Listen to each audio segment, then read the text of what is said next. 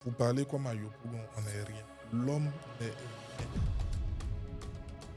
J'ai fait 3 ans chez ce monsieur pour un salaire de 50 000 qu'il n'a payé que 2 mois seulement. Qui peut dire qu'il est plus patient que quelqu'un qui attend un bus de la Sotra? Personne. Quelqu'un a dit il n'y a pas plus, c'est-à-dire ce qui nous humanise au-delà de notre souffle de vie, c'est le travail. Le travail, ce n'est pas le salaire. Le travail, c'est le labeur. C'est différent. Il faut beaucoup d'efforts, beaucoup plus d'efforts pour détester que pour aimer, honnêtement. Si tu tombes aujourd'hui, le monde va continuer. On trouvera quelqu'un pour poursuivre ta mission, ta tâche. Tu n'es pas indispensable.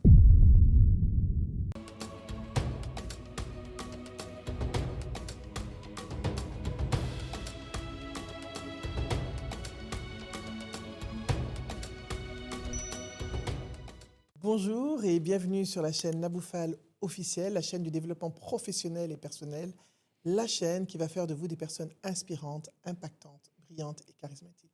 N'oubliez pas de vous abonner et d'activer la cloche afin de bénéficier de nos contenus qui sont plus que des formations, du partage d'expériences, beaucoup de partage d'expériences. Donc si vous voulez continuer à bénéficier de nos contenus de haut niveau, abonnez-vous, on se connaît. Alors aujourd'hui, j'ai un invité très spécial qui est dans un domaine qu'on n'a pas encore eu ici d'ailleurs. C'est notre premier invité dans ce secteur d'activité, donc je pense qu'on va beaucoup apprendre. C'est Monsieur Delors Inabo et il va se présenter. Bonjour Delors, comment vas-tu? Bonjour Nabou, je vais très bien. Ça va? Ça va. Alors, qui es-tu? Bien, je suis un gars qui peut se définir en 3 phrases. Premièrement, juriste de formation. Ensuite, je bosse à la télé. Je suis derrière les caméras. Mon rôle est de travailler tout ce qu'on présente aux gens à l'écran. Et enfin, je suis un féru de la prise de parole et de la lecture. Ah, waouh, ça c'est riche, hein? Donc tu as ta place. Ouais. Parce qu'ici on parle de développement professionnel, de développement personnel. Et ce que tu as parlé de la prise de parole, je pense que c'est important. C'est un outil de développement de leadership essentiel. Alors, tu dis que tu es derrière les caméras. Explique-moi ton métier, parce que exactement c'est quoi? Bon, déjà, la question même me fait une sensation étrange quand on me dit « explique-moi ton métier ». Mon parcours a été étrange. Mes enfants, ma fille, qui est en 3e année de droit cette année, en terminale, on leur donne une fiche à remplir et puis on met profession du père. Et c'est ce jour-là qu'elle me dit, en fait, papa, à chaque fois qu'on m'a demandé profession du père sur une fiche, je n'ai jamais su quoi mettre. Parce que justement, je ne fais pas partie de ces personnes qui ont un cursus très classique, qui disent, j'ai été comptable pendant 20 ans, j'ai été médecin pendant 30 ans. Moi, j'ai tout fait. Jusqu'à ce que, oui, et puis presque accidentellement, j'ai envie de dire. C'est des gens qui discernent des aptitudes et qui me font appel sur la base des dites aptitudes. Et c'est comme ça que je me retrouve aujourd'hui à NCI en tant que rédacteur en chef. Le rédacteur en chef, c'est celui qui conçoit l'émission, qui décide des sujets, qui décide des invités, qui décide de l'angle sous lequel on va traiter les différentes questions. Je prends un exemple très simple. On nous dit, on va parler de l'indépendance de la Côte d'Ivoire à Bouaké, par exemple. Moi, je décide que dans mon émission, on parlera des vendeuses de poissons la nuit pendant la veillée de la fête d'indépendance. Oh, c'est original. Ouais, c'est ça l'angle. En fait. Donc, vous voyez, c'est un univers où la fibre artistique qui est en moi s'exprime parce que je veux faire des choses qui ne ressemblent pas à ce que tout le monde fait. Voilà, donc, je conçois derrière et vous, en regardant votre télé, vous voyez ce qui est sorti de ma personne. Comment on passe de juriste de formation comment on arrive à la télé? C'est justement ça la question. J'arrive pas à faire le lien, en fait. C'est ça la question à laquelle je ne saurais répondre. Mais donc, je vais donc dire comment est-ce que ça s'est fait très rapidement. Je sors de la fac de droit avec mon diplôme en 2004, je crois. Et puis, je suis dans la rue. Je n'ai pas de travail. Parce que le schéma était classique. Quand on sort de l'université, on passe un concours. ENA, etc., et on sait ce que ça implique. On ne dira rien. Voilà, le jeune de Yopougon orphelin de père, dont la mère impécunieuse, voilà, se retrouve donc livré à lui-même. Tu as compris comment c'est les gros mots de français. Co-impécunieuse. Vous êtes Impécunieuse, foutus. je tiens l'expression des enfants de Kif No Beat là. Ah, les Kif No Beat, ok. C'est eux qui ont mis ok. ça dans une de leurs Ok, chansons. Du ok. coup, c'est eux qui me l'ont appris le mot. D'accord. Donc, elle est impécunieuse. Alors, moi, je suis livré à moi-même. Toutefois, j'observe que certaines personnes m'appellent pour me confier des tâches en fonction des aptitudes, des habiletés qu'elles disent discerner en moi. C'est comme ça que j'entre dans le monde professionnel. Quelles aptitudes, par exemple? C'est intéressant, ça. Déjà, on me trouve une âme très calme et posée avec un discernement profond. Voilà, ça d'abord. Et cette caractéristique m'a toujours conduit auprès des décideurs. Dans toutes les organisations où je me suis trouvé, je n'étais pas très loin de la tête de celui qui dirige. Et mon apport, justement, les gens ont toujours eu besoin de moi pour ça.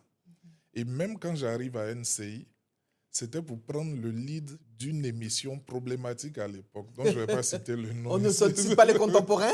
Voilà.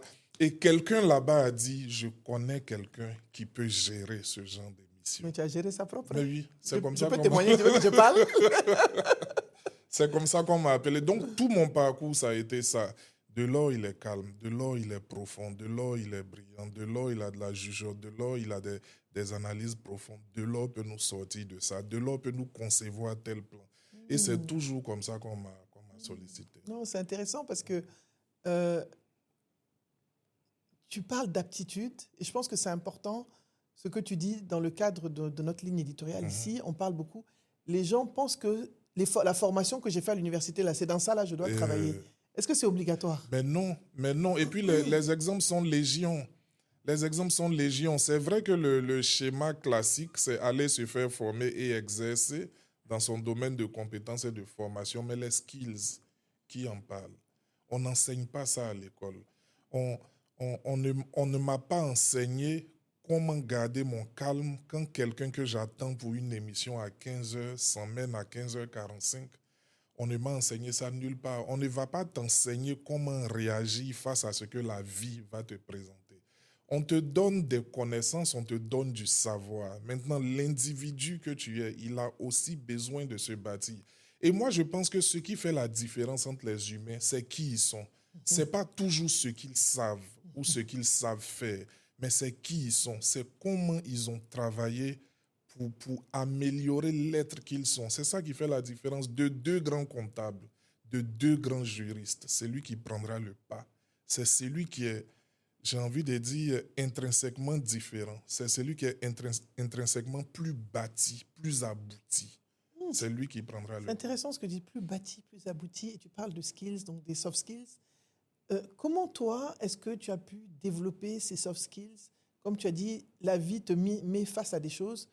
Par exemple, quelqu'un qui a une émission à 15h avec toi, qui arrive à 15h45, d'où te vient cette patience, cette capacité? Moi, j'ai compris une chose. On a beau me trouver intelligent, on a beau me trouver brillant. Je sais depuis longtemps que je ne suis pas le seul. Je ne suis pas le seul intelligent. Je ne suis pas le seul brillant. Parce que je connais des gens, mais qui sont calés, qui sont terriblement forts. Donc, je sais que dans tous les environnements où je suis là, si je veux me focaliser sur ce que j'ai appris, je ne serai pas concurrentiel. Voilà pourquoi j'ai cherché à développer certaines aptitudes pour lesquelles tout le monde n'est pas à l'aise. Moi, je préfère de loin. Enfin, toi, Nabou, tu connais énormément de monde. Tu as beaucoup voyagé. Tu en as entendu des discours. Mais je sais que toi, tu connais, dans certaines réalités, tu dirais, je préfère telle personne par rapport à telle autre. Et ça n'a rien à voir avec est-ce qu'il est plus fort ou plus brillant. Mais il y a un truc en lui qui fait que c'est lui la personne qu'il faut. Moi, j'ai été confronté à tellement de choses. Quand on n'a pas de parents, quand on n'a pas de situation, quand on n'a que notre seul souffle de vie pour continuer de marcher, il faut chercher à se rendre agréable. Il faut chercher à se rendre agréable. Et qui dit agréable dit utile. C'est celui qui se rend le plus utile qui marque des points. C'est celui qui se rend le plus utile qui marque des points. Moi, j'arrive à NCI. Je suis rédacteur en chef, comme plusieurs autres personnes. J'aime lire. Moi, j'aime la lecture. Et quand je découvre une belle lecture, j'ai l'impression que je gaspille à ne pas la partager. Donc, j'ai ciblé quelqu'un, j'ai ciblé mon DG. Et je lui achète les livres régulièrement. Vous voyez un homme comme ça, on est en Afrique, il a certainement beaucoup de sollicitations. Il a beaucoup de pression. Il a la famille, il a les enfants, il a les parents, il a des gens qu'il ne connaît pas, qui le sollicitent pour ceci, cela. À cause de sa position, tout le monde pense à prendre quelque chose. Tout à fait. Tout à fait. Et moi, je viens, je lui offre des choses. Il peut s'acheter tous les livres qu'il veut. Mais quand il pense que quelqu'un a pris de son temps, c'est arrêté dans des librairies, à réfléchir au choix des titres, à songer à l'emballage, a pris son temps et est venu les lui remettre. Ça, c'est des soft skills. Ça, c'est prendre soin de quelqu'un au service de qui on est. La générosité Quand cette aussi. personne se retrouve demain dans une situation où elle a besoin d'hommes sur qui compter, tu es dedans. il n'y a pas midi à 14h. Parce que tu le fais naturellement, par Il générosité. n'y a pas de mais forcément naturellement, parce que on peut penser que c'est de la mise en scène. Non, ça n'a rien à voir. J'entends des gens dire il est plus facile. Vous savez, sourire là, sourire qui est là, c'est plus difficile que faire semblant de pleurer. Faire semblant de sourire, c'est dur, plus hein? difficile. Ça épuise les Ça mâchoires. fatigue, Joe. Donc, on ne peut pas faire semblant longtemps dans la bonté.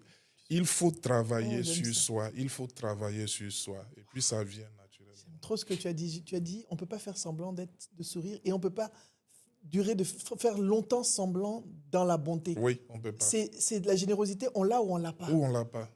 On ne l'a pas, on travaille. Et pour moi, l'autre jour, j'avais un podcast, c'est moi qui t'ai interviewé, et on me disait qu'est-ce qui m'impressionne le plus, et je pense que c'est ça qui m'a impressionné aussi chez toi, quand on s'est rencontrés, c'est cette générosité naturelle. Merci. Spontanée, et puis l'air très comme ça, mais quand tu ouvres la bouche, bon, tu sais ce que tu dis, quoi. Il faut faire du bien à ceux. Il faire du bien, c'est pas forcément donner de la. Faisons en sorte que les gens se sentent bien quand ils sont avec nous, qu'ils apprennent des choses, qu'ils soient contents même d'être à notre contact. Oh, c'est magnifique. Voilà un peu. Non, c'est très puissant ce que tu dis, parce que on est dans un environnement où ce n'est pas. J'ai l'impression qu'il y a beaucoup d'agressivité en fait, et que les gens pensent qu'en étant agressifs, ils affirment un genre de leadership. Tout à fait. Pourtant, ce n'est pas le cas. Le leader, c'est le bon serviteur. C'est le serviteur. Donc c'est le bon serviteur qui est leader. C'est le bon serviteur qui fait le leader. Le leader, ce n'est pas celui qui commande, c'est celui qui propulse. C'est là toute la différence. Beaucoup de gens veulent se placer au sommet pour qu'on les voie et qu'on dise « Ah, c'est lui le chemin, c'est lui la vérité ». Mais cette place-là, elle n'appartient qu'à une seule personne, c'est Dieu. Elle n'appartient qu'à une seule personne, c'est Dieu. Et c'est pour ça qu'on trouve des gens agressifs. Parce que comme ils n'ont rien à proposer, ils tombent dans la méchanceté. On remarque facilement ce qui est méchant. Et puis on dit « Ah, il a du caractère ». Ce n'est pas du caractère, c'est de la mauvaise vie. Celui qui est bon, même quand il est calme, il attire l'attention des gens. Tout à fait. Alors, dans ton parcours, je reviens un peu sur ton parcours. Donc, tu te retrouves là, tu es en droit, on t'appelle à faire certaines choses. Un monsieur m'appelle dans un cabinet d'avocat, un monsieur que je trouve à l'église. Et moi, à l'église, je lisais les communiqués. C'était le rôle qu'on m'avait donné, de venir lire les communiqués. Ça prend juste 2-3 minutes. Je suis là, quand le temps arrive, je prends les communiqués, je lis. Le monsieur m'a trouvé un jour après le culte. Il dit « Jeune, tu t'exprimes très bien. Moi, je veux que tu viennes dans mon cabinet. » Il a un cabinet d'informatique où il fait des appels d'offres pour les institutions internationales. Il a donc besoin de quelqu'un comme moi. Qui rédige. Oui, qui rédige et avec qui il peut aller dans ses rendez-vous. Avec qui il va, qui va parler quand lui, il est là. Parce que le monsieur, il est tout menu comme ça, un petit monsieur. Et puis moi, avec mon envergure, j'en jetais. Voilà, donc il me dit, viens, c'est comme ça que je rentre là-bas. Mais c'est ceux-là qui m'apprennent comment on rédige une lettre administrative. C'est eux qui m'appellent ce que c'est qu'une facture pro forma, un devis, une cotation, un dossier d'agrément, etc. J'ai fait 3 ans chez ce monsieur pour un salaire de 50 000 qu'il n'a payé que 2 mois seulement. Janvier 2007, février 2007. J'ai quitté chez lui à la veille des élections de 2010. tout ce temps sans travail. Mais toi, tu apprenais. J'apprenais. Tu étais plus dans une logique de je gagne ma vie, mais au moins je suis occupé et je suis dans l'apprentissage. Mais mieux que l'apprentissage, quelqu'un a dit, il n'y a pas plus, c'est-à-dire ce qui nous humanise au-delà de notre souffle de vie, c'est le travail. Absolument. Le travail, ce n'est pas le salaire. Le travail, c'est le labeur. C'est différent. Il faut le dire. Non, ici, là, beaucoup de gens cherchent... Ce n'est pas le travail que les gens cherchent. Les gens cherchent l'argent. C'est vrai. Sinon, le travail, il y en a. Le travail, c'est le labeur.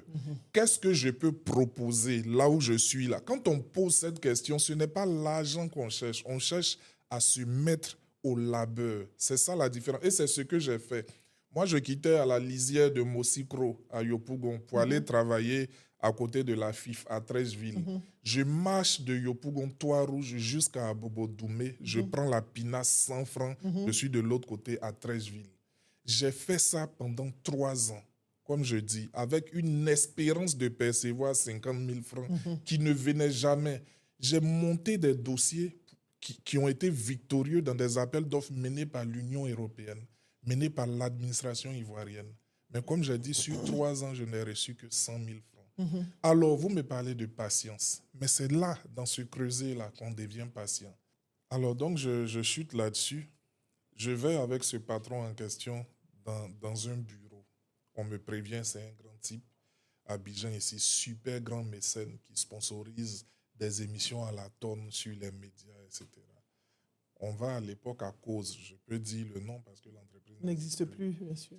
Et puis, voici un monsieur qui rentre, avec les cheveux plaqués, avec un sourire mais vraiment généreux. Solaire. Il nous regarde, mon patron et moi, il le salue, et puis il dit, c'est vous le responsable, suivez-moi. À toi? Il dit, c'est vous C'est le charisme qui a parlé. Oui, il dit, mais c'est vous le responsable, suivez-moi. Je dis, c'est pas moi le responsable, voici mon patron. Il dit, vraiment, pardon. Alors, c'était ma première fois de voir Salamé. On a eu cette réunion, on a eu 2 autres, 3 autres. Et un jour, il m'a fait appel, moi seul. Et il m'a dit, mon fils, je veux que tu sois celui qui va parler pour moi. Je veux que tu sois celui qui va parler pour moi. Qui avait son porte-parole. Oui. Et ça, pour moi, c'est ça le salaire. C'est ça le salaire. Il a fallu passer par la pinasse 100 francs tous les matins. Je venais d'avoir ma première fille qui devait avoir 2 ans, 3 ans. Qu'est-ce que je laisse à la maison? Je n'en sais rien. Chaque jour suffit sa peine. Mais je vais sur le chantier de mon avenir. Je me bâtis progressivement. Et au contact des hommes, le résultat paye. C'est comme ça. Et de là, j'ai évolué comme ça jusqu'à ce que je me retrouve en 2015 à la RTI et en 2022 à NCI aujourd'hui. Alors, malgré tout ce que tu nous dis, tu portes quand même un nom qui est quand même connu dans l'univers média africain et ivoirien, Inabo. Donc, quelque part, j'ai l'impression que même si tu n'as pas fait exprès d'être là, c'est comme s'il y a quand même quelque chose qui, dans la famille qui se transmet d'une certaine façon. Est-ce que les choses se transmettent linéairement? Voilà, linéairement. J'ai souvent pensé à ça parce qu'on voit un artiste qui a des enfants qui deviennent artistes, un footballeur pareil. Et puis Barthélemy Inabo, puisque c'est de lui qu'on parle, bien sûr, il est iconique. Absolument. Voilà, il est iconique. Il nous a donné un nom. Voilà, il nous a donné un nom. Et sur tout mon parcours scolaire, universitaire, les gens, au lieu de m'appeler Inabo, disent Barthélemy. En fait, parce que Inabo et Barthélemy sont... C'est collé. C'est fusionné aujourd'hui. Oui, donc, ça. même sans faire exprès, on me dit, mais Barthélemy... Voilà. Mais qu'est-ce qui s'est passé avec ce monsieur?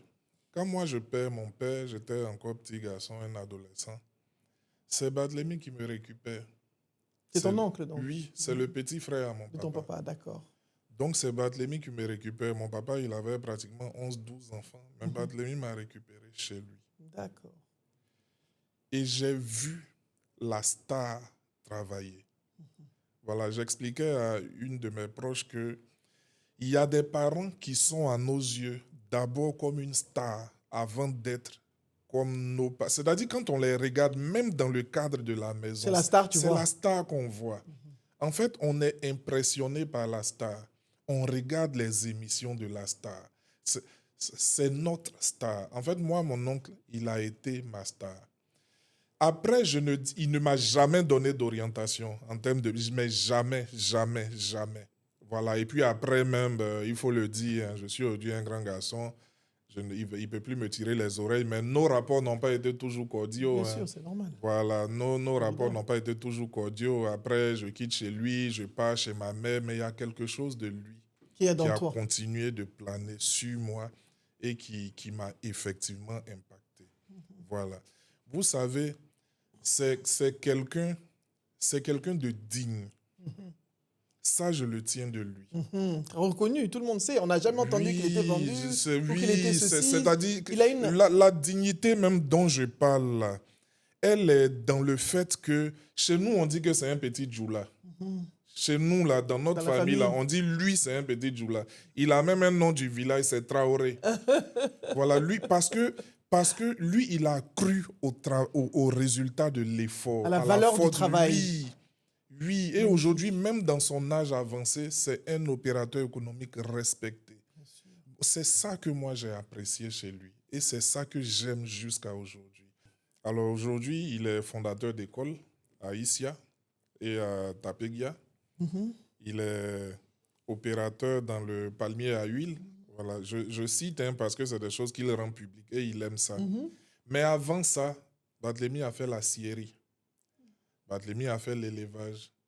Barthélemy a fait les studios d'enregistrement. Barthélemy a fait la production. Moi, je me rappelle studio d'enregistrement, production, ça, je m'en Voilà, souviens. ça. Et moi, je dormais dans le studio, justement. Ok. Alors, ramification pour ramification. Aujourd'hui, en Côte d'Ivoire, moi, on cite mon nom parmi les acteurs culturels d'envergure, c'est-à-dire les sachants. Moi, on cite mon nom. J'ai travaillé pour le compte du ministère de la Culture sur un texte qui sera soumis bientôt pour une loi pour organiser l'industrie culturelle D'accord. en Côte d'Ivoire. C'est moi qui ai présidé les travaux en 2022. D'accord. Alors, d'où je tiens tout ça? Parce que j'ai dormi dans le studio Balafon que Barthélemy a construit. Magnifique. Je l'ai vu produire j'ai vu des artistes tout le temps venir à la maison. Je l'ai vu parler de contrats, je l'ai vu parler de spectacles. C'était ça ma vie. Et tout ça en rajoutait progressivement à l'homme que je suis devenu aujourd'hui. Parce que tu étais réceptif. Mais bien sûr. C'est important de le dire. Bien sûr. Et Barthélemy, dans la famille, il était un grand nom, mais c'est lui qui avait le blé. C'est lui qui avait le blé.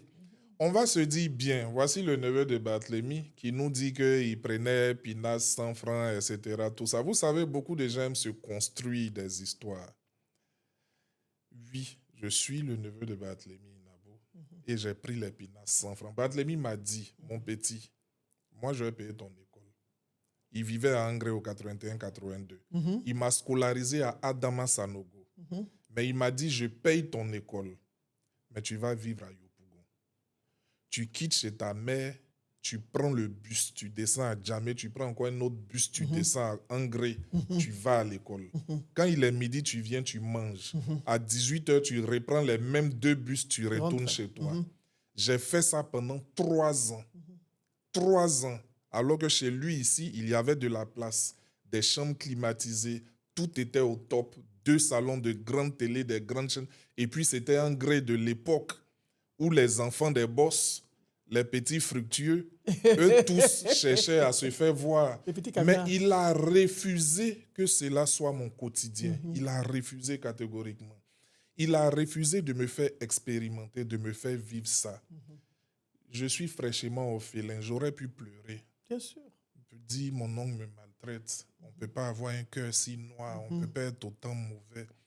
Mais quand on s'assoit, au bout du compte, tout ce que j'ai développé, on parlait de patience. Qui peut dire qu'il est plus patient que quelqu'un qui atteint un bus de la Sotra? Personne.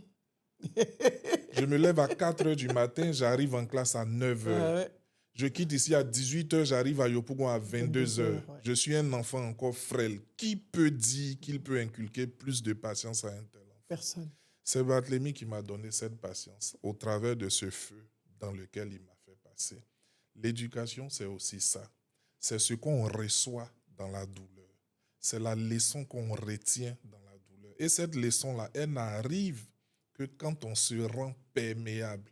Si j'avais une attitude belliqueuse de toujours chercher dans l'homme le gars qui me veut du mal, etc., je n'aurais bénéficié de rien dans tout ce qui m'est arrivé. Mais j'ai pris une pierre, comme dit l'artiste, je l'ai posée sur l'autre, ainsi de suite, jusqu'à atteindre... Tu t'es construit. Oui. Wow, merci pour ce beau partage. Alors, je vais rebondir là-dessus, parce qu'aujourd'hui, les jeunes, les plus jeunes, en tout cas que moi et que toi, eux, ils ne veulent pas de douleur. Ils veulent que ce soit facile. Donc, d'où ma démarche aussi, ici, de pouvoir expliquer le parcours, parce que il est à NCI, on pense que tu t'es réveillé là-bas. Oh, c'est le neveu de Inabo, de toute façon, c'est sûr qu'on l'a positionné là-bas. Je me dis, il y a beaucoup de gens qui pensent ça, n'est-ce pas? Bien sûr. Moi, j'ai déjà entendu mon oncle... Dans ce pays, il y a eu 2 grandes écoles de production télé qui sont nées de la RTI. Il y avait le studio 302 qui était piloté à l'époque par les équipes de Roger Fulgence-Cassis. RFK. Et puis, il y avait le studio de leur cadet, les Barthélemy, Inabo et autres, le NG10. Ce qu'on ne dit pas assez, c'est que c'était 2 structures en interne à la RTI, mais qui se menaient une concurrence farouche. Il y avait une réelle concurrence. C'était au temps de Ben Soumoro. Oui. Il y avait une réelle concurrence. Quand RFK nous a quittés, malheureusement, le studio 302 n'a pas fait, enfin, a fait long feu. Ah, quand même. C'est ça la bonne expression. La bonne expression, il a fait long feu. A fait long feu, c'est-à-dire ça n'a pas duré. Voilà. Le NG10 a continué et a produit a réalisé de grandes choses. Barthélemy a donc été un homme puissant dans ce pays. Et il l'est toujours dans son domaine d'influence. Mais oui, quand on voit un de ses neveux ou de ses fils, on va dire c'est lui qui l'a placé, c'est ce qui est logique. Et moi, il y a 2 ans, je me suis retrouvé dans son bureau en train de lui faire une interview pour le compte de la chaîne. C'est excellent. Mais voyez l'image. Excellent. C'est-à-dire l'enfant qui était derrière le canapé à regarder son oncle à la télé, le voilà aujourd'hui dans le bureau de son oncle, dans la même RTI, en train de l'interviewer. Et quand mes équipes étaient en train de remballer leurs affaires, je l'entends dire à un de ses collègues parlant de moi, c'est mon fils de l'or, il a trouvé sa voix. Il a trouvé sa voix. Vous voyez ça, il n'y a rien de plus plaisant. Voilà, c'est puissant. Il n'y a rien de plus plaisant. Et pour moi, c'est franchement, je dis merci à Dieu, mais je lui dis aussi merci. Donc tu dis, chacun doit pouvoir, d'abord, je retiens plusieurs choses de ce que tu as dit. Il y a l'apprentissage, il ne faut pas tout voir en douleur. Oui. Que, en fait, ce sont les choses qu'on nous lance. C'est à nous de voir comment on attrape ça et on en fait quelque chose. Mais bien sûr. Et comment on se construit notre personnalité par rapport à ça. Notre personnalité même là, notre vraie personnalité, elle n'est pas ce que nous reflétons. Elle est ce que nous montrons au travers du feu. Quand ça chauffe. Oui. Prenez l'œuf, prenez la carotte. L'œuf est très fragile quand il est frais. À la limite, on pense même qu'en tapant comme ça peut se casser. La carotte, elle est très dure. Ça, c'est leurs apparences. Soumettons les 2 corps à l'épreuve du feu. Mettons-les dans de l'eau bouillante et puis laissons durer. Ce que chacun d'eux va donner est totalement différent de l'image qui était présentée au début. L'œuf fragile, naguère fragile, est désormais dur au contact. Et la carotte, elle peut se faire bouffer par un enfant qui pousse à peine de nouvelles dents. C'est ça la vie. On a besoin de feu. Et la pression, le on challenge, le feu. Ça. On a besoin de ça. C'est ça qui nous construit, en fait. On a besoin de ça. Quand on en sort, on sort. Après, je ne dis pas aux parents qui ont les moyens et qui le veulent bien j'ai envie de dire, de déposséder leurs enfants. C'est pas ça le message. Le message, il faut que l'enfant comprenne que c'est le feu qui forme et qui forge. Voilà, il faut qu'il comprenne ça. Comment le parent va s'arranger pour lui faire comprendre ça là? Ça, c'est son domaine de définition à lui. Okay. Alors pour toi aujourd'hui, quelles sont les 3 compétences qui sont importantes qu'on doit avoir pour naviguer dans la vie professionnelle, dans la vie personnelle? Quels sont les 3 soft skills qui sont importants pour toi? Bien. Premièrement, pour moi, ce qui surpasse tout, c'est la soif de connaissance. La soif. Ah, j'aime ça. Comprenons-nous bien. Je ne dis pas être cultivé, non. La soif de connaissance. Je dis avoir soif de connaissance. Moi, je lis tout. Je lis tout. Je lis tout. Je suis pareil. Hein? Souvent, mes proches même me demandent « Ah, toi, donc sur tous les sujets, toi, oui, oui, sur tous les sujets, c'est la soif de connaissance. Tous les individus doivent être transversaux.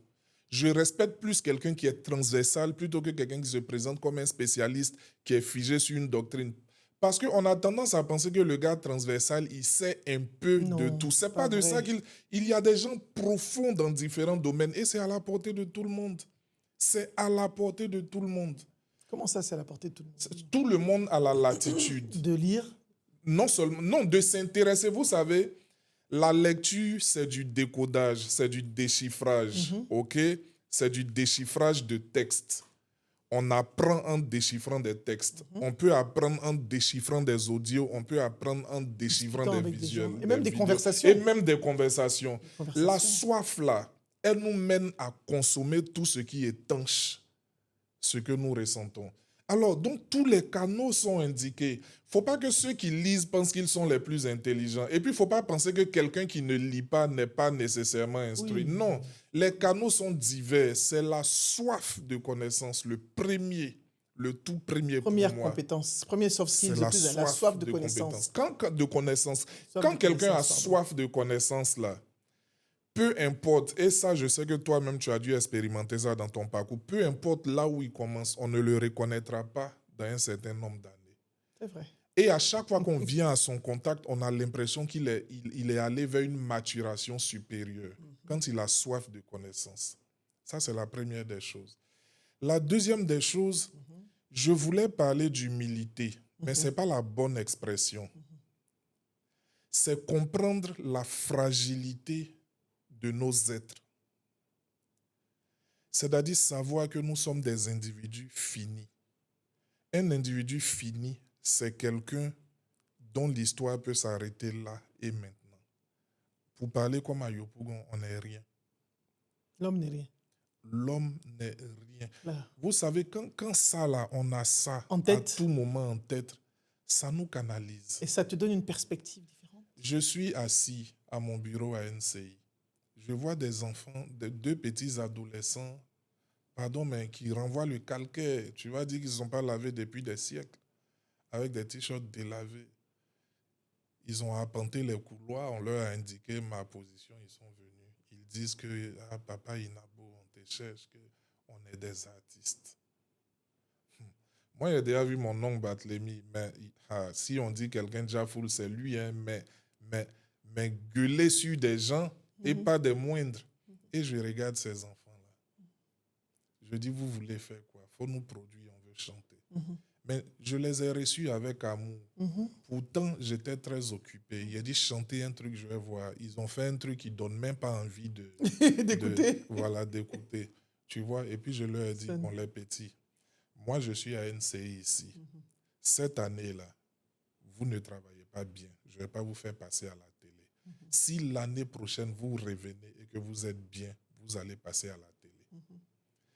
L'année prochaine, j'ai un nouveau, comment il s'appelle, chroniqueur qui me dit un jour, « Ah, mon vieux, j'ai des artistes là, je veux qu'ils... » Et puis je viens, je vois 3 garçons, ils sont en veste, je ne les ai pas reconnus. C'était les petits en question. C'était eux, mais c'est longtemps plus tard que l'un d'entre eux m'a rappelé la scène. Ils sont venus bien coiffés, ils étaient en veste, en costume. Et ils ont presté sur une... Mais la chanson était magnifique. Et puis un jour, accidentellement, comme ça, je disais à mon petit, là, mon chroniqueur, là, mais tes enfants, là, il dit, ah, on s'est séparés, mais là-dedans, il y a un qui m'a dit qu'ils étaient déjà... Et quand il m'a raconté, vous voyez, parce que j'ai déposé en eux un message humain. De respect, d'humilité. Oui, ils sont partis, ça ne les a pas brisés, ça ne les a pas froissés. Au contraire, ils sont allés travailler et ils sont revenus dans un emballage que je n'ai pas reconnu. Donc, tous les êtres sont des êtres finis. Nous sommes fragiles. Ayons conscience de ça, quelles que soient nos positions. Si tu tombes aujourd'hui, le monde va continuer. On trouvera quelqu'un pour poursuivre ta mission, ta tâche. Tu n'es pas indispensable. Tu n'es pas indispensable. Il n'y a plus de compte bancaire pour quelqu'un qui est mort. On organise tout de suite la succession. Et l'agent qui faisait sa force, qui faisait sa vanité, qui faisait sa statue et son envergure, cet agent-là va aller entre les mains de quelqu'un d'autre. Point. Donc ça, c'est le C'est deuxième, le deuxième. la deuxième compétence. Être conscient de la fragilité de l'être et que finalement, tout peut finir. Voilà, On va finir un jour. Voilà, se comporter. Les gens disent tout laisse. C'est pas affaire de tout laisse. La vie laisse. Ça finit même. Voilà. C'est-à-dire que même si le karma t'a pas payé, ton souffle va s'arrêter. Tôt ou tard. Forcément, un jour. C'est écrit, c'est pour tout le monde. Quand tu comprends ça, tu réinitialises ton logiciel. Absolument. Et puis, le dernier élément, j'avais voulu commencer par lui. Mais ceux qui nous écoutent là, ils vont dire, ah, c'est encore lui, c'est encore lui. Mais j'insiste.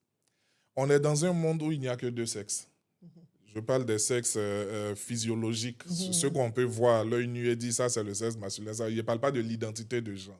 Voilà. Donc, c'est juste un autre débat. Voilà, ça, c'est un autre débat. Il n'y a que deux sexes. Il y a les femmes, il y a les hommes. Voilà. Il y a les détenteurs de sexe féminin, il y a les détenteurs de sexe masculin. On va dire ça comme ça pour faire plus simple. Tous ceux-là sont des humains.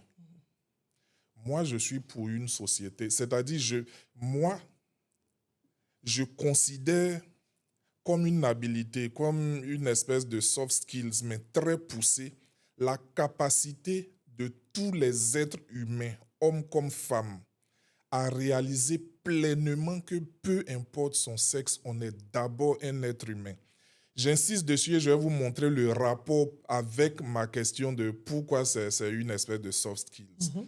Parce que être intelligent ou instruit ne suffit pas. Être instruit ne suffit pas. En plus de ça, il faut être intelligent. Je ne considère pas comme intelligent quelqu'un qui, en dépit de ses diplômes, considère la femme comme un sous-être. Ces gens-là, observez bien. Merci. Observez bien dans leur travail, dans leur manière de faire. Vous allez voir qu'il y a énormément de choses à reprocher. Énormément de choses à reprocher parce que cette attitude les suit en tant qu'époux, ça les suit en tant que père, ça les suit en tant qu'amis. Ils sont très désagréables et ça les suit en tant que collaborateurs. Les gens qui n'ont aucun respect pour la femme, c'est en général des gens médiocres que les diplômes ou le niveau d'instruction peut masquer à un certain moment, ou l'argent peut masquer, ou bien voilà, ça peut couvrir, enjoliver les angles, mais ils sont foncièrement médiocres.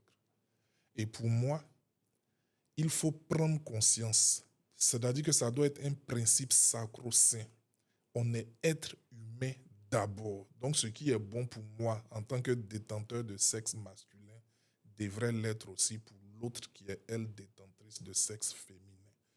Voici pour c'est moi. mon soft skills préféré même chez toi. Mais ça c'est important. Mais remarquez bien, je ne parle pas de ceux qui font semblant. Mais non, bien sûr. Remarquez bien, aujourd'hui là, pourquoi on est tous surpris? Je viens d'apprendre pour un artiste français, je ne vais pas citer son nom, il y a une instruction qui Oui, je connais l'artiste en question.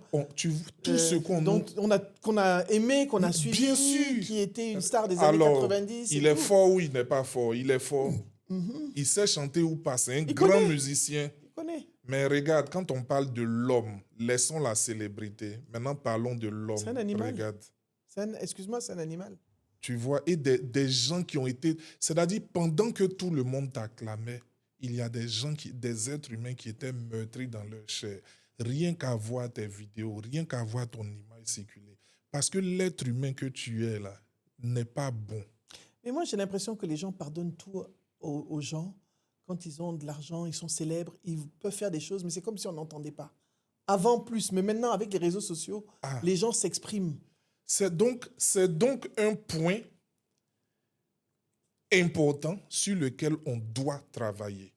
Qui nous sommes à l'intérieur, comment nous voyons l'autre, comment nous voyons la femme, ou bien comment en tant que femme on voit l'homme. Ça concerne les deux. Oui, bien sûr, voilà, c'est dans les deux sens. Il faut respecter aussi les hommes. Ça, c'est très important parce que c'est très révélateur de notre être profond.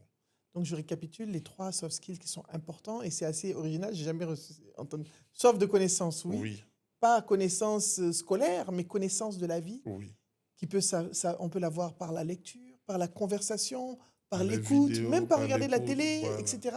Donc vraiment, c'est important. C'est ça. Parce que la connaissance permet de grandir à chaque fois. Ça te permet de développer, de grandir, d'aller à des paliers différents de vie. Grandir, c'est la clé. Voilà, première chose. Deuxième chose, le deuxième soft skill, c'est de se rendre compte et d'être conscient de la fragilité de la vie et du fait qu'on est des êtres finis. On peut partir demain à tout moment. Quel que soit ton argent, ta richesse, ton pouvoir, ta connaissance, ce qui est sûr, c'est qu'on va tous mourir. Ouais. Et qu'il faut en être conscient. Ça permet de revoir sa perspective de la vie Très et bien. la façon dont on aborde le monde et les gens avec beaucoup plus de respect, d'humilité. Parce que finalement, Tout à fait. on est tous périssables. C'est ça, c'est le bon mot. Troisième soft skills, et donc, c'est le respect de l'humain en tant que l'humain.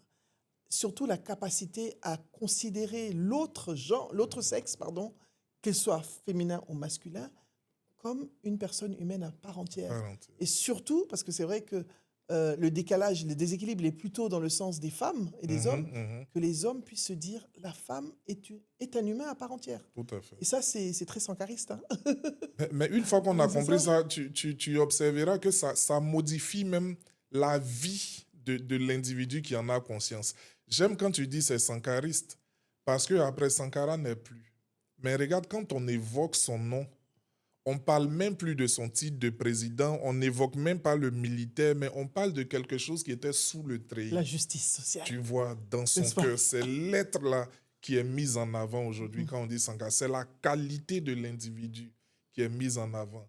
Mais on vit pourquoi, si ce n'est pour laisser un tel héritage? C'est vrai que quand quelqu'un meurt, on dit jamais il avait 4 voitures, il avait une grande maison, il a construit ceci. On dit toujours, qu'est-ce qu'il était généreux, qu'est-ce C'est qu'il était humain, l'héritage qu'est-ce qu'il était respectueux. immatériel. C'est vrai. C'est ça. Et ça, c'est notre nature profonde qui nous permet de bâtir un tel héritage. Ouais, merci beaucoup pour ça, c'est très édifiant.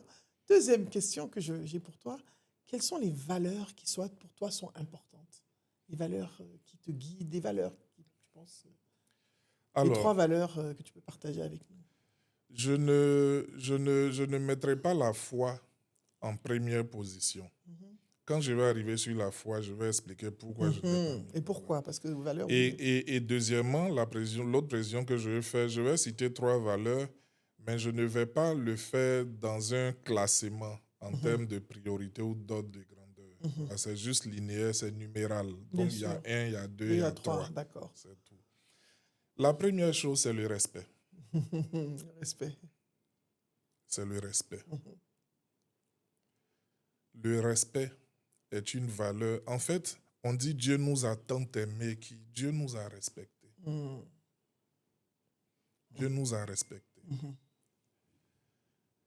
Si Dieu qui est Dieu là, il ne s'ennuie pas, il n'a besoin de personne, et puis il nous a créés, ça veut dire qu'on a une importance. Voilà, je ne vois pas quelqu'un d'aussi sachant perdre son temps jusqu'à 6 jours à créer les gens comme nous, là. Les nous là. Ça veut dire qu'on est important. Donc, tous ceux qui sont créés sont aux yeux de Dieu importants. Ils méritent le respect. C'est la valeur suprême dans les relations interhumaines. Le respect. Quand on parle de respect, on ne parle plus de titre, on ne parle plus d'âge, on ne parle plus de position sociale, on ne parle plus de richesse matérielle. On parle de respect, tout simplement. C'est fondamental pour moi. C'est aussi valable dans le couple, c'est valable dans les liens de famille, c'est valable au travail, le respect. Alors, moi, j'ai un patron qu'on appelle Joël Amos Badi. Je vais le citer. Dans le fond, je l'aime beaucoup. Mais on sait tous, nos patrons, là, ils nous énervent. Parce qu'ils ne nous laissent pas, c'est des empêcheurs de tourner en rond. J'étais allé intervenir quelque part dans un contexte de prise de parole. Et puis, Joël était dans la salle. Voilà. Moi, je ne savais même pas qu'il venait. Bon, c'est accidentellement qu'on s'est trouvé là.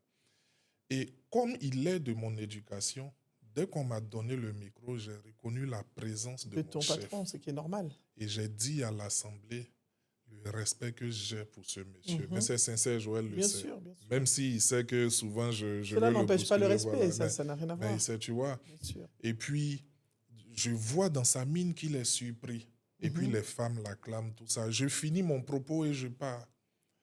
Et la vie continue. Et un jour, Joël m'envoie un message, environ 2 semaines après. puis il me dit, Delors, j'apprécie énormément l'acte que tu as posé, de me mentionner avant même de prendre la parole sur ton propos. Je lui ai dit, ah chef, mais ça c'est le basique. C'est la base. C'est ce qu'il faut faire. Il dit, ah, dans ce monde d'aujourd'hui où le respect a pris la clé des champs, voici la réponse qu'il m'a faite. Ça m'a conforté dans l'idée que le respect, c'est tout. Ouais. Le respect. Ça, c'est la première des choses. D'accord. La deuxième des choses, j'ai envie de parler d'amour. L'amour, là, ça englobe tout. Honnêteté, comment on appelle ça, tout ce que vous, pour tous les bontés, comme les Zouglous disent là, c'est dans l'amour. On ne demande pas aux gens, en fait, même déjà, on ne se force pas pour aimer. On ne se force pas pour aimer. Par contre, j'ai déjà vu des humains faire des efforts pour détester quelqu'un. Moi, je ne connais pas Nabou Fall, mais je connais par exemple Vanessa. Vanessa a des différends avec Nabou Fall. Et à chaque fois que je suis avec Vanessa, elle me dit, ah, mais Nabou, elle est ceci, Nabou, elle... Je n'ai jamais vu Nabou, je n'ai jamais parlé avec elle.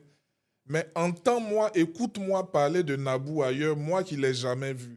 En fait, je déploie énormément d'efforts pour dépeindre, pour déglinguer, comme on dit, la Nabou en question. Je ne l'ai jamais vu, je ne lui ai jamais parlé. Des bagarres par procuration. Je développe une haine construite, gratuite, contre la personne. Ça demande beaucoup d'efforts. Il faut beaucoup d'efforts, beaucoup plus d'efforts pour détester que pour aimer, honnêtement. Tout à fait. Honnêtement.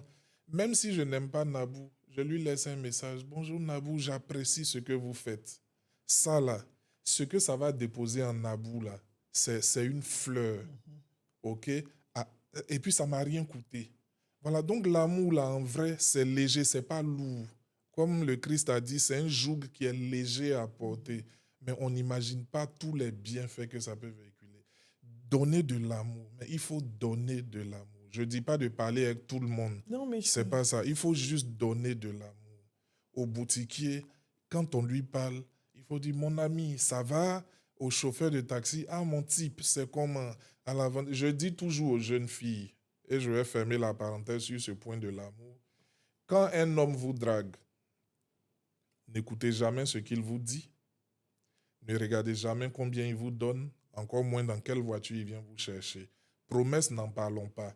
Mais le jour où vous allez au restaurant, regardez comment il s'adresse à la serveuse.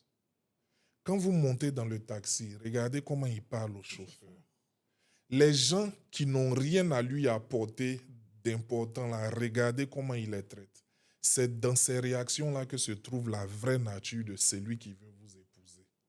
Waouh, tout à fait. C'est là-bas qu'il faut aller chercher. C'est fort. Mais quand quelqu'un est aimant et aimable, il ne fait même pas d'effort. Il ne fait même pas d'effort. Sa nature. Voilà. Il ne va pas faire un pourboire à la fille, à la serveuse, et puis dire à sa chérie, bon, celle-là, je viens de lui faire un pourboire de 2000 hein, non. À la limite, même, tu ne sauras même pas parce que ça coule de source. Voilà. Et la troisième valeur, c'est croire en quelque chose. C'est pour ça que j'ai appelé ça la foi. La foi. Pour moi, la foi, là, c'est comme l'activité sexuelle. Ah bon? Oui. Comment ça? Bien. Ouais, expliquez, parce que là, ça me suis perdu. Moi, si je suis marié, si je dis Nabou, voici ma femme. Ah, Madame Inabo, ça va, n'est-ce pas? Bien sûr. Nabou, la dame que j'ai dit c'est ma femme, là, je couche avec elle. Normalement, oui. Est-ce que ton J'espère que ton idée même est partie là-bas? Non, pas du tout. Pas du tout. Pas En fait, on dit voici ma femme. Une femme, on couche avec elle. Mais quand je présente ma femme, personne ne pousse la réflexion ou son idée dans ah donc ils ont probablement couché avant des qui emmène son esprit jusqu'à là-bas? Personne, franchement. Ça va de soi parce que c'est ce qu'on appelle la relation intime. Il en est de même pour ce qui nous lie à Dieu. On n'a pas besoin de... C'est pas du cinéma. En quoi ça me concerne, ce en quoi tu crois? En quoi ça me concerne? En quoi te sens-tu juge de ce en quoi je crois? Mais qu'est-ce qui se passe pour qu'aujourd'hui, tout le monde s'érige sur la base de la foi on juge des croyances des autres. Des uns Et des s'ils ne faisaient que ça, mais ils vont nous imposer par toutes les manières, par tous les vices possibles, puis ce sont des vices, leurs croyances. Un truc qui m'a définitivement déçu. Une scène macabre se passe à Bingerville. Un baka à un certain feu rentre dans un carambolage. Voilà, j'y parviens. Et puis, c'est des morts. Je tombe sur la... C'est-à-dire, pendant qu'on est tous consternés, il y a une jeune dame qui vient faire une publication. Hosanna, le Seigneur est fidèle. Mais bien aimé, croyez-moi, ce matin, l'accident que vous avez vu là, le baka là, je l'ai arrêté devant une jeune fille. Je lui ai dit, j'ai 100 francs. Il m'a dit, non, 100 francs ne peut pas. Il m'a laissé là et il est parti. J'ai marché jusqu'à j'arrive devant là-bas. Je reconnais l'apprenti couché dans le sang. Regarde maintenant la phrase qui tue. Je veux bénir le nom de Dieu parce qu'il a préservé ma vie. Aïe! À quel moment ça là, c'est un instrument? Mais à quel moment? Quel est le rapport? À quel moment tanti caillou? Quel est le Parce rapport? qu'elle a une vie éternelle, en fait, elle ne va jamais Elle ne va pas quitter mourir. cette terre. Elle va la laisser. Beaucoup de gens nous présentent de la médiocrité, de la pauvreté de cœur derrière ce qu'ils appellent leur La foi croyance. et la croyance, oui. Ça, je confirme. Notre foi, là, c'est une relation intime. Avec Dieu. Une relation avec Bouddha. intime. Voilà, Ou avec ce qu'on veut. avec ce qu'on veut. Ce en quoi on croit. Mais ça reste de l'ordre de l'intime. Ce qui se passe entre ma femme et moi dans la chambre, là, c'est exactement comme ça ce qui se passe entre Dieu et moi. Moi, je suis de confession chrétienne, hein, donc je vais citer des références de temps en temps. C'est pour ça que Christ dit, quand vous priez, entrez dans votre chambre. Il n'a pas dit au salon. C'est vrai, c'est pas caricature. Ça ne veut pas dire que quand tu n'es pas dans la chambre, tu ne pries pas. Ce n'est pas ce qu'il voulait dire. C'est l'image qu'il voulait montrer. Il dit, entrez dans votre chambre, enfermez-vous et puis maintenant adressez-vous. Mais c'est comme ça tout le monde fait. Qui est au restaurant un sago et puis il dit, hé, toi là, aujourd'hui là, on fait combien de coups? Hein? Mais non, soyons sérieux. Podcast, c'est devenu chic. Hein? Soyons sérieux. C'est des choses dont on discute dans la maison. Allô, chérie, toi, il y a longtemps, tu ne m'as pas fait ça. Là. Mais c'est comme ça qu'on parle avec Dieu, justement. Quelque part dans la Bible, Dieu a dit, lève-toi et plaide. Dans certaines versions, il dit plaidons. C'est-à-dire qu'il dit, toi et moi, parlons. Parlons comme un papa parle à son enfant. C'est ça la religion. C'est ça la foi. On dit que Dieu est venu nous proposer une relation et nous en avons fait une religion. Wow, là où il est venu nous tendre un bras d'amour, nous, on est venu édicter des normes. Et des injonctions. Voilà. Surtout des injonctions. Le paraître au lieu de l'être. Il veut travailler sur nous. Le sur là s'entend dans nous. Nous, on est venu littéralement travailler sur nous, c'est-à-dire sur nos apparences, sur nos apparences. La foi, la croyance en une identité supérieure, c'est de l'ordre de l'intime. C'est très important. Vous avez entendu la et foi. c'est de l'ordre de l'intime. Je ne peux pas répéter ce qu'il a dit, c'était trop fort pour moi. C'est l'intime. Voilà, c'est de l'ordre de l'intime. La croire, oui. Ce en quoi on croit. C'est de l'ordre de l'intime. Je vais terminer sur ce point parce que disait un de mes boss, il dit, je préfère travailler avec quelqu'un qui craint une entité supérieure plutôt qu'avec quelqu'un qui ne craint rien du tout. Ouais. Lui, il est musulman, hein, mon patron, là, mon ex-patron. Là. Il est musulman, mais il ne cherche pas qui est... Lui, son seul truc... Un jour, il a dit à un gars qui venait chercher un travail de cadreur, il dit, toi, tu es quoi? Tu fais quelle religion? Le gars dit, il est combien? Il dit, bien, tu commences demain. C'est ce jour-là, il nous a fait... On dit, ah, boss, mais toi, tu es musulman. On dit combien? Il dit, il craint quelque chose. Il a peur de quelque chose. Il y a un truc qui lui fait peur. Voilà, moi, ça me suffit. Ce que c'est ou comment ils font chez eux, c'est pas notre problème. Donc, en gros, voilà. Merci beaucoup. C'est très, très, très édifiant. Et surtout, la façon dont tu l'as décrit, là, j'ai beaucoup aimé l'ordre de l'intime. Alors moi, j'ai une question parce que quand même, tu as écrit un livre sur la prise de parole. Et je sais que la prise de parole, la partager, la transmettre, pour toi, c'est très important. Qu'est-ce que ça représente pour toi aujourd'hui, pouvoir transmettre, former, accompagner? Et tu as écrit un livre carrément dessus pour la prise de parole. Alors, en fait, toi, Nabou, peut-être que tu es une femme, enfin, affable là, c'est un bon mot, non? Ça, ça c'est affable, ça Hein? dit chill, quoi. Ça veut dire bien, quand quelqu'un qui est affable, Cool, quoi. ça veut dire il est bien, il est... Voilà, No stress, quoi. quand je te vois, c'est ce mot-là qui me revient, tu vois. Allez prendre votre dictionnaire. Si vous Non, savez non, pas. Je leur dis. si jamais les gars voient que c'est un faux mot, c'est que je me suis trompé. Non, c'est un bon mot. Affable, c'est bon. C'est bon. Oui, tu l'es. Uh-huh. Tu l'es parce que tu m'as montré, tu m'as montré de l'amour. Mhm. Ce n'est pas de la considération que tu m'as montré, hein, c'est de l'amour. Mhm. Tu vois, moi, je te connaissais et quand je t'ai vu ce jour-là, la toute première fois, tu t'es présenté à moi exactement dans les thèmes des valeurs que je viens de décrire. Là. Tu vois, c'est comme si on est des compagnons de longue date. Mhm. Alors, pour le lien avec ta question, c'est quoi? C'est que tout ce que tu penses qui peut être bon pour moi, tu vas me partager ça. À preuve, en Normal. off, tu me parlais de certaines choses. Bien sûr. Tu vas me partager ça. C'est exactement le même sentiment que j'ai.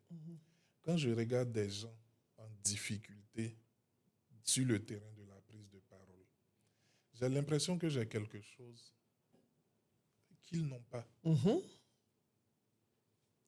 Alors que tous ceux qui m'aiment là, ils m'aiment en partie, j'ai envie de dire beaucoup plus même à cause de mes capacités. Regarde, le fait pour moi de m'exprimer avec aisance là, ça a amené beaucoup de personnes à m'aimer.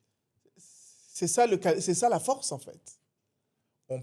Enfin, on peut être intelligent, hein, mais on paraît plus intelligent quand on s'exprime bien. Ça, c'est une vérité. Tu prends 2 juristes, 2 banquiers, 2 plombiers, t'entends le gars qui s'exprime mieux là. C'est lui, on va C'est prendre. lui, on va prendre. Bien sûr, forcément. Le guide spirituel, c'est lui qui s'exprime mieux là, c'est lui qui inspire confiance. Le médecin, c'est lui qui explique bien la maladie là, c'est lui qui inspire confiance. Mais le monde est Le comme dragueur, ça. c'est lui qui Mais parle là bien. même c'est le Le off. VI. Là même c'est le off. On est foutu. Et puis on dit prise de parole en public. Enlevons en public là, on n'a pas besoin d'ajouter. La prise de parole, c'est la prise de parole. Même quand on parle à ses enfants, on doit connaître les clés de la prise de parole. À l'école devant son professeur, à sa femme dans la chambre, au médecin, partout, on doit connaître les clés de la prise de parole. On est dans un environnement où, ce qui me pousse justement à écrire ce livre, c'est que tout le monde souffre de la mauvaise qualité de la prise de parole. Je suis enseignant au supérieur dans des écoles de journalisme. Entendez les enfants s'exprimer. Entendez-les s'exprimer. Et le niveau est tellement bad, mauvais aujourd'hui, que les gens veulent masquer ça dans une ivoirisation du français. Avec un peu de nouchi, tout ça là, on s'en va, on mélange tout là. Et ça les suit partout. Ça les suit partout. Je connais des cadres qui ont des difficultés à se tenir dans un codis. Absolument, je confirme. Le mal est profond, le mal est partout. Moi, il y a des trucs que les gens ont relevés chez moi.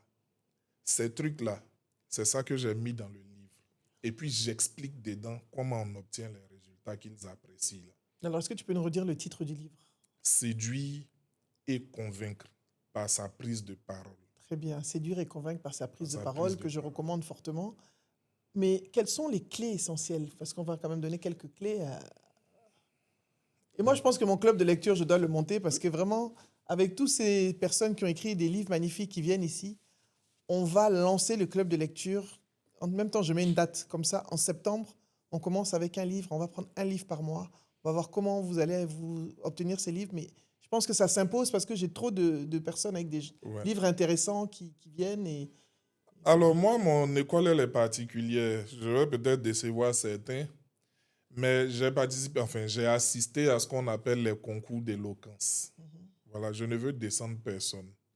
Mais je veux inviter tout le monde à se concentrer sur l'essentiel. Bien parler, là, ce n'est pas faire une accumulation de jolis mots. Vous pouvez être témoin. Moi-même, sur le mot affable, je cherchais la définition. Impécunieux, c'est Kif Nobit qui m'a montré ça. Tout le temps qu'on parle ici, là, je ne vous ai pas fait sortir le gros des français. mots de la grandiloquence. Voilà, je n'ai pas cherché à me positionner dans une sphère superfétatoire. Pardon, superfétatoire, ça veut dire quoi? Non, moi-même, je ne sais pas. Bon, non, ça va. Là, il ne faut pas mettre des mots. Moi, je n'utilise pas les mots compliqués. Et il y a des gens qui s'expriment comme ça, s'imaginant que c'est ça. Pas. C'est pas ça bien s'exprimer. Dans mon école, je mets l'accent sur la structuration. J'entends des gens dire j'ai le trac. Vous savez pourquoi les gens ont le trac? Parce qu'ils ne savent pas par quoi commencer, par quoi finir. Pendant qu'on te tend le micro, je vais dire quoi? Okay. Et puis quand tu finis là, tu ne sais plus si tu as effectivement dit ce que tu dis. C'est un problème de structuration qui conduit au trac dans la plupart du temps. Il y a le trac destructeur et puis il y a le trac d'impulsion. Moi, par exemple, j'ai du trac, mais c'est un trac d'impulsion. Quand on me donne un plateau et puis on dit Delors Inabo, quand j'entends ce nom, ton cœur bat. Mon cœur bat. Moi aussi. Mais c'est le bas qui signifie aller Delors. Montre-leur, voilà. Montre-leur que c'est tu toi. Montre-leur que c'est toi. Le nom, on a dit là, c'est toi. Vas-y et montre-leur que tu n'es pas... Que tu portes le nom. Voilà. Ça, c'est un stress, c'est un trac qui galvanise. C'est pour ça que je l'appelle le trac d'impulsion. Il y en a un autre qui détruit. Celui-là, il vise ceux qui n'ont pas de structure dans l'esprit. Il ne sait ni par quoi commencer, ni par quoi terminer. Et moi, mon propos, c'est justement donner aux gens comment on bâtit un discours. Peu importe de quoi je vais parler. Je veux dire à ma femme que je veux qu'on fasse un dernier enfant. Parce qu'elle dit qu'elle est fatiguée. Ce n'est pas le chef qui vient parler. Et toi, là, on va faire un dernier enfant. Hein. Comment tu dis ça? Je t'ai pris chez tes parents, là. Ce n'est pas pour t'amener ici. Tu vois, il faut structurer la chose. Ici, je vais travailler sur l'émotion. Parce qu'il y a 3 choses qui touchent dans le discours. Il y a le mot même, c'est-à-dire le contenu même du discours. Il y a la logique, mais il y a aussi l'émotion. Dans certains cas, ce n'est pas la logique qui parle. C'est l'émotion qui passe derrière. Tu lui dis, et quand c'est vrai, les mots portent la charge émotionnelle qui va avec. Tu vois? En vrai, on a 3 enfants. Tout ce que je suis aujourd'hui, c'est toi qui m'as aidé à le devenir. On s'est battu, on a fait ce qu'on pouvait et on a construit la vie que nous avons. Je sais combien ça t'a coûté dans ta chair, dans ton temps, dans ton investissement, même de l'âme, je sais. Aujourd'hui, on s'est réalisé. J'ai un vœu qui me tient à cœur. C'est avoir un dernier enfant qui sera mon enfant de retraite, qui sera ma consolation, qui sera celui en qui tout l'amour maladroit que je n'ai pas su t'adresser là, je vais investir en lui pour qu'il soit notre continuum. Tu vois. Voilà comment... En fait... J'ai vu. Vous avez entendu comment on parle. C'est sur l'émotion. En fait... Moi-même, j'ai eu envie d'avoir un enfant. Quand tu as parlé, je me suis dit, est-ce que je ne vais pas avoir un bébé? C'est comme ça. En fait, quand on prend ce genre... Les mots qui travaillent sur l'émotion ne désignent pas des objets physiques. Ils désignent des états d'esprit. Tout à fait. Voilà, donc on des métaphores. On la conduit vers... Elle-même, elle se projette. Elle te voit Vanessa, en train de cajoler. Voilà. C'est comme ça. Donc, moi, c'est ça que je leur apprends. En fonction des circonstances, on cherche le discours adapté. Moi, mon DG, c'est un ingénieur de Houphouët-Boigny. NPHB. Ce gars-là, il ne faut pas aller lui parler avec l'émotion. Ça ne marche pas. Lui, c'est la logique. Non. C'est un bleu, c'est la logique. Et c'est des chiffres. Oui, il lui faut... C'est ce qu'on appelle en psychologie comportementale, c'est un bleu, c'est un procédurier. Il a besoin qu'on lui explique les choses par des chiffres. Ce que tu veux faire là, c'est combien? Il nous faut faire ça en combien de temps? Et qu'est-ce que ça nous rapporte? Boss, c'est 50 millions. En 2 mois, on termine. Et ça va nous faire passer de 50 milliards à 170 milliards. Là, tout de suite. Allô, DAF, il faut recevoir Delors. C'est gâté, c'est fini. Et puis, il n'a pas le temps. Mais il y a d'autres, ce n'est pas ça qu'on prend pour aller vers eux. Mais justement, je reviens vers quelque chose qui est important, c'est qu'en fait, la structuration de la communication est liée aussi à la personne. Il faut connaître sa cible. Il faut connaître sa cible. Toujours. Voilà, c'est très important. Toujours. Il faut leur dire. Toujours connaître sa cible. D'accord. Mais toujours connaître sa cible. Pardon de revenir sur cet exemple trivial, mais c'est comme les femmes. Tous les discours ne marchent pas avec toutes les femmes. Je suis d'accord. En tant que femme, je peux confirmer. Il y a des femmes, si vous allez au maquis, au restaurant, elles boivent la bière Mais quand vous allez arriver, elle va dire qu'elle veut sucrerie. Parce que pour elle, c'est ça le signe de la femme vertueuse. Alors qu'elle a envie de boire ça. Alors qu'elle a envie de boire bière. Il y a des femmes, quand vous arrivez là, tu prends quoi? Je prends Valpierre. Pardon pour Le vin. Bon, je prends le vin local. Le vin local, oui, oui. Et elle va assumer ça. Vous allez boire le vin local. Vous allez parler de lecture. Vous allez parler de Baudelaire, de Frantz Fanon. Vous allez parler d'Aristote, etc. Tout ça. Et franchement, vous allez prendre votre pied dans ce genre de moment. Avant même que ça n'aboutisse à autre chose. À l'autre pied. Celle qui parle de... voilà, avant que ça n'aboutisse. Voilà ce que Delors fait de moi ici. Eh Dieu! Quelle perspicacité! Alors que l'autre qui parle, qui pense qu'en disant je prends la sucrerie, ça fait d'elle une femme vertueuse, celle-là. C'est une bandite. Hey, mais il y a des sujets, si tu ramènes, elle va se jouer la pieuse. Donc le mouvement sera pas, enfin le moment ne sera pas agréable. C'est pour ça qu'il faut connaître la personnalité. Il faut connaître la personnalité de l'individu et puis construire le message en fonction. Absolument. Donc comme tu as dit, c'est un blues, c'est ça? Bleu. Un bleu. Il y a Voilà. des gens, il y a des typologies de Oui, bien personnes sûr. comme ça. En disque, on a 4 personnalités. Tu as le dominant, le rouge, tu as l'influent, le jaune, tu as le stable, le vert, et tu as le procédurier, donc en fait le bleu. Voilà. Voilà. En fonction, on apprête le truc. Mais la construction du discours elle-même est basée sur une alchimie qui, dans le fond, ne change pas. Ce qui change, c'est les moyens, enfin, les arguments, voilà, ce qu'on met en avant. Voilà, c'est ce qu'on met en avant qui change. Sinon, l'ossature ne change pas. Première des choses, pour entrer dans le concret, voilà, il faut dire, dès que tu prends la parole, ce que tu penses, ton point de vue, ton opinion. Voilà, c'est ce que j'enseigne dans mon école. Commencez par son opinion. Je dis toujours aux gens, quand on vous pose une question, quand vous voulez tenir un propos, commencez par votre opinion. Comme ça, s'ils ont coupé courant, au moins on aura entendu ce que vous pensez. Je n'avais pas pensé à ça. Commencez par son opinion. Écoute, Nabou, tu es à la maison. Je t'appelle. Allô, Nabou, c'est comment? Ah, mais Delors, ça va? On a fini de fêter la Tabaski, on est tranquille. Ah, je veux que tu m'accompagnes. L'une des réactions probables qu'il se pourrait que tu aies, c'est me demander où. L'être humain aime savoir où il va. Toujours, on aime. On a besoin de direction. C'est pour ça, quand on prend la parole, il faut dire déjà où on va. Sinon, les gens vont t'écouter et puis ils vont dire, tu vas entendre bon, où il veut en venir. Et puis, ils ne te suivent plus à un Ils moment. Ils te perdent. Parce qu'il y a des gens qui parlent beaucoup, mais ils ne disent pas l'essentiel. Monsieur Inabo, qu'est-ce que vous pensez du divorce? Est-ce qu'un chrétien peut divorcer?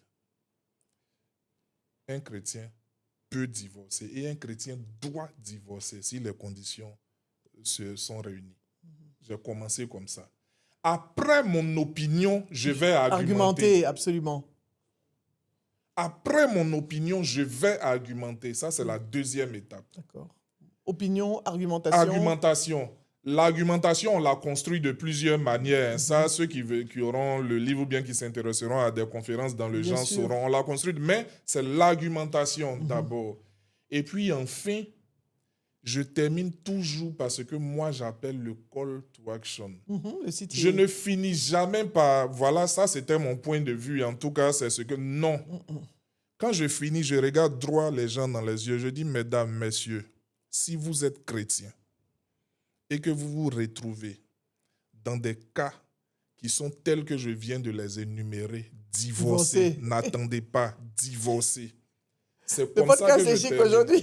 Alors, quand je sais comment on construit, quand je connais ce que moi j'appelle la théorie des 3 blocs, j'annonce, je développe, je ferme. Je ferme avec le call to J'annonce, action. je développe, je ferme. Peu Call to importe la action. question, j'annonce, je développe, le je ferme, c'est le Le call. call to action. Quand je sais ça là, peu importe la question qu'on me pose, Je suis prêt. dans ma tête, ça fait j'annonce, je développe, je ferme. Non, j'annonce quelle est ma thèse. Paf! Là, je dois donner mes arguments. Paf! Et puis je ferme, je les regarde. Je dis, mesdames et messieurs, vous m'avez entendu. Ce que je dis là, c'est ce que vous devez faire. Je vous invite à compter de ce jour, à inclure l'éducation islamique dans le quotidien, à la maison, avec aussi, c'était ça le sujet. Bien sûr, je Donc, comprends on parfaitement. termine comme ça, toujours. D'accord. Merci beaucoup. Alors, je pense que ça a permis de donner des clés aux aux Voilà. personnes, parce que c'est des professionnels qui nous suivent, c'est des Ouais. cadres, des entrepreneurs, et je pense que tu as donné beaucoup de clés très enrichissantes. Et j'espère qu'on aura la... Malheureusement, on n'a pas eu le livre aujourd'hui pour vous Ouais. le montrer, mais Ouais. euh, On on aura on l'occasion. pourra se faire une autre séance même de Ouais. dissection du Il livre. faudra qu'on fasse ça, ce serait bien, parce que comme j'ai l'ambition de faire le club de lecture, Ouais. et aussi, pourquoi pas, si tu as des dates, d'événements aussi, que les D'accord. gens puissent... Parce que je pense qu'aujourd'hui, pour moi, la prise de parole, c'est une prise de pouvoir. Hmm. Quelqu'un qui prend Ah. la parole, Ah, il prend le c'est pouvoir. écrit à la une du livre. C'est une réalité. Prenez la parole, Prenez le pouvoir. Parce qu'en fait, quand tu pries, tu parles. Les gens qu'on admire, on les admire parce qu'on les a entendus. Aujourd'hui, quand les gens disent qu'ils t'aiment, c'est parce qu'ils t'ont entendu. Oui, Quand les gens me disent, ah, madame, c'est parce qu'ils m'ont entendu. exactement. C'est pas parce qu'ils ont vu ma photo et puis j'ai Exactement, posté ma c'est photo et je vrai. suis sapé. Non, ils s'en foutent. J'aime beaucoup la jeune dame en France, Laetitia Mampaka. Tu Oui, sais, oui, oui. extraordinaire, Oui, oui, oui, jeune oui, dame oui. extraordinairement Oui, je la suis aussi. brillante. Mais c'est pas la plus jolie. C'est pas la... Mais elle est Ah, belle dès qu'elle ouvre la ouais, parole. ouais, ouais, Elle ouais, devient elle belle est- dès qu'elle ouvre la parole parce qu'elle est tellement en assurance et c'est un plaisir de la voir c'est vrai. s'exprimer. Donc c'est pour dire que aujourd'hui on ne peut pas évoluer sans cette compétence. Je ne sais pas si c'est un soft skills, une compétence, mais pour moi c'est la compétence clé. Ouais. Ça, Clé pour évoluer c'est très là où déterminant. on veut. C'est très Donc, déterminant. merci beaucoup pour ça. Alors, on arrive à la fin de notre propos, de notre émission. Déjà, je voulais te remercier C'est gentil, c'est pour vrai. d'être venu, mais c'est pas, on doit parler encore. Parce qu'on a Ouais. même pas parlé de la justice sociale des femmes, tout ça là. Ça, on doit parler de ça. Parce que c'est là-bas on s'est rencontrés en parlant et tu avais beaucoup Mais de en choses effet, moi, intéressantes. c'est un thème qui me passionne et ça doit être un sujet à part entière. Non, ça, on doit faire notre podcast Voilà, là-dessus. à Et ça, tu me part gères un autre entière. podcast dessus. Nous, on a 3 podcasts. On a celui-là, on a celui sur la prise de parole et celui sur les femmes. Voilà. Donc, c'est quand tu veux, c'est chez toi. Naboufal, le Il podcast, n'y c'est a pour même toi. pas de problème. Alors, moi, je vais te demander de regarder la vidéo en face Mhm. et de donner ton conseil de fin aux gens qui nous regardent, aux professionnels. Il y a beaucoup de cadres, des gens de tous les pays qui nous suivent, de toute l'Afrique, d'Europe, du Canada. On a beaucoup de gens du Canada, mais de la diaspora, qui ont besoin d'entendre des histoires comme tu les as racontées, ton parcours, mais aussi d'avoir des conseils. Bien, je vais le faire, mais je tiens avant tout à te remercier. Non, je t'en prie. Voilà, à te remercier. Donner la parole à quelqu'un, c'est comme donner la vie. Oh. C'est comme donner la vie parce que quand on permet à quelqu'un de parler, on envoie vers ceux qui l'écoutent de la guérison. Mhm. La Bible dit, il envoya sa parole et sa parole les guérit. Aïe. C'est la parole qui guérit. Voilà. Donc Merci le beaucoup. fait de donner, c'est un ministère à la limite du spirituel que tu accomplis. Hein. Mhm. Peut-être que tu penses que tu fais ton travail d'un point de vue professionnel, mais il y a une grande dimension spirituelle. Tu libères dans la vie des gens des traitements qui les guérissent là où ils sont. Je tenais Merci à beaucoup. te Et je sais qu'on remercier aura pour ça. beaucoup, parce que je vois ça sur les messages. Vous savez pas ce que la discussion avec telle personne m'a fait, la discussion avec telle autre personne. Chacun a sa discussion préférée, Ouais, mais chacun me dit, j'ai pris conscience de ça en discutant. Alors que je ne fais que causer avec c'est ça. les gens. C'est Mais ça. c'est vrai Mais que c'est vrai, tu viens de dire, j'avais pas vu ça comme ça, mais je prends conscience de ça. Merci de ce rappel. Cela dit, je voudrais faire une petite adresse. Il y a tellement de choses à dire à tout le monde. Je voudrais parler aux travailleurs. Je vais commencer par eux. Et puis ramener le curseur sur la prise de parole. Mhm. C'est une compétence qu'on pense être toujours innée. C'est faux. Il y en a qui ont des prédispositions pour en faire usage très facilement. Je parle de la parole. Mais même dans ce cas, ça se travaille. Parce que le talent, quand il n'est pas travaillé, ne devient pas une force. Voilà. Quand on dit lui, là, sa force, c'est telle chose, c'est que la disposition naturelle, là, il a travaillé. C'est ce qui a fait qu'il est devenu imbattable aujourd'hui dans le domaine. Quand on travaille une compétence, on prend de l'avance. Moi, je voudrais vous inviter à faire une espèce de scanner véridique, introspectif, pour déterminer chez vous vos insuffisances et vous attaquer sans honte aux dites insuffisances, à les traiter. Le meilleur investissement qu'on puisse faire ici sur la terre, là, c'est sur nous-mêmes. Ce n'est pas dans les maisons, ce n'est pas dans les voitures, ce n'est Ce n'est pas dans les projets matériels transmissibles de façon physique ou pécuniaire, non. C'est sur nous-mêmes. Les meilleurs investissements, c'est sur nous-mêmes. Quand nous partirons, ce qu'on dira de nous va avoir un trait avec qui nous avons été intrinsèquement. C'est pour ça qu'il faut bâtir sur nous. Tu es un leader, tu es un travailleur. Dans ta sphère de prédilection, il faut bâtir ton propos. Il faut bâtir ton propos. Intéressez-vous aux formations qui visent l'amélioration de la prise de parole. Soyez des personnes imbattables. Et je termine par ça. Parler, ça sert à donner corps à nos pensées. Quelqu'un a dit la parole déshabille le verbe, déshabille la pensée. Et moi, j'ai dit la parole habille la pensée. Imaginons que la pensée est un fantôme, comme dans les dessins animés ou les films. Le fantôme, on ne le voit pas. Mais observez bien que dans les films, c'est quand il y a un drap blanc sur le fantôme qu'on devine ses formes. C'est ça la parole. La parole, c'est ce drap blanc qui est sur le fantôme-là qui nous fait deviner la forme de la pensée. La pensée étant immatérielle, il faut montrer à ceux qui nous écoutent ce qu'elle est. Il faut lui donner corps et c'est la parole qui permet de faire ça. Donc, elle habille la pensée et elle nous permet de voir et faire voir notre pensée. Dans le même temps, elle déshabille la pensée pour nous faire voir ses formes. J'aime aussi cette image. Une belle femme peut avoir une très belle forme, mais si elle est dans un boubou 4XL, personne ne verra ses courbes. La pensée, c'est donc comme si on notait ce boubou 4XL-là. La parole, pardon, c'est comme si on notait ce boubou 4XL pour nous laisser voir et apprécier les formes de la personne. C'est votre parole qui peut laisser voir et apprécier la pensée que vous avez. C'est très important. Travaillez sur votre parole, travaillez sur votre prise de parole. C'est le conseil qu'aujourd'hui, je peux vous laisser. Oh, merci beaucoup. Merci. En tout cas, Delors, merci infiniment d'avoir été là. Merci pour ton temps. Merci pour la générosité du partage parce que tu nous as beaucoup donné aujourd'hui. Et je sais que les gens vont apprendre, ils vont guérir aussi. Hein. Ouais, espérons. Et ça va. Non, j'en suis sûr. Ça, là, c'était trop fort. Donc, si vous venez d'arriver, vous êtes sur la chaîne Naboufal officielle et je suis Naboufal. Nous venons de parler pendant un moment avec M. Delors Inabour. Et je vous invite, si vous n'avez pas encore regardé, allez regarder. Vous allez apprendre beaucoup de choses. Donc, n'oubliez pas de vous abonner, d'activer la petite cloche pour continuer de bénéficier de nos contenus de haut niveau. Vous voyez, c'est les charismatiques des charismatiques qui viennent ici. Les gens que vous ne voyez pas tous les jours parler, mais quand ils ouvrent la bouche, oh lolo, c'est gâté. Donc, merci et à bientôt. Merci encore, Delors.